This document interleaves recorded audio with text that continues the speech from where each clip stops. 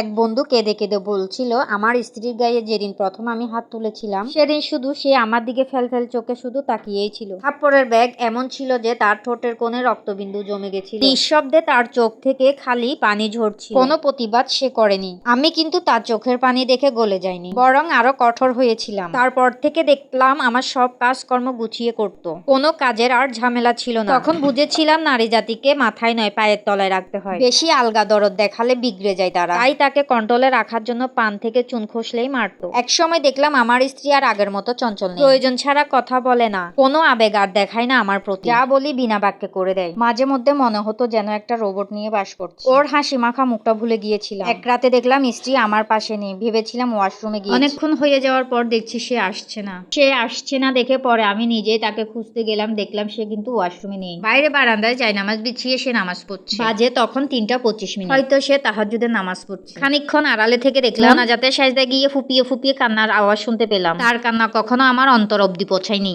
আগে অল্প কিছু হলে ফেস ফেস করে কেঁদে ফেলতো, বড্ড বিরক্ত লাগতো। কিন্তু নামাজে কান্না দেখে অন্তরে বড্ড ভয় ঢুকে গেল। এই কান্না আমাকে হিম করে দিল। আজরে যেন কেউ আঘাত করছে তেমনই কষ্ট হচ্ছে। আমি আর দাঁড়াতে পারলাম না, চলে আসলাম ঘরে। শুধু মাথার ভেতর কাজ করছিল, কি এমন চাইছিল সে আল্লাহর কাছে? সে কি এমন চাচ্ছিল যে এমন ফুপিয়ে ফুপিয়ে কাঁদছে? পরের দিন সকালে দেখলাম আমার স্ত্রী বারান্দায় বসিয়ে আকাশের দিকে তাকিয়ে আছে। আমি চুপচাপ তার পাশে গিয়ে বসলাম। আমাকে বসতে দেখে সে চুপচাপ চলে যেতে লাগলো। আমি তাকে বললাম, কোথায় যাচ্ছ?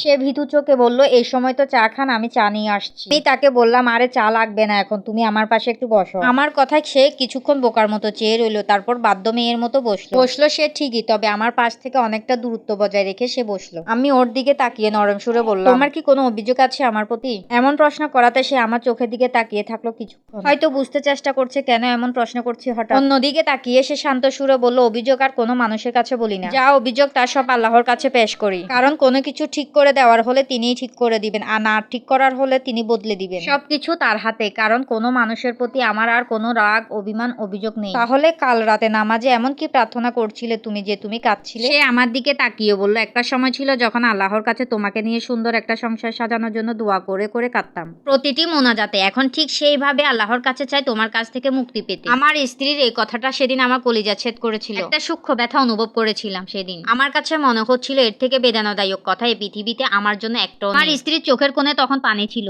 আমি বুঝেছিলাম নারীকে কঠোর হয়ে কখনো আয়ত্তে রাখা যায় না। হ্যালো এভরিওয়ান, আসসালামু আলাইকুম। তোফা লাইফস্টাইল ব্লগ পেজ থেকে আমি তোফা বলছি। কেমন হয়েছে আমার কথাগুলো আপনারা সবাই কমেন্টে জানাবেন। এটা একটা গল্প ছিল, সাজানো হোক বাস্তব হোক আমি জানি না, তবে এটা সংগৃহীত করা এই গল্পটি কেমন লেগেছে, যদি আমার গল্পটি ভালো লেগে থাকে তাহলে অবশ্যই লাইক কমেন্ট শেয়ার করে পাশে থাকবেন। সবাই সবসময় তোফা লাইফস্টাইল ব্লগ পেজের সাথে থাকবেন, সবাই আমার ভিডিওগুলো দেখবেন। আজ এখানে বিদায়, আল্লাহ হাফেজ, আসসালামু আলাইকুম।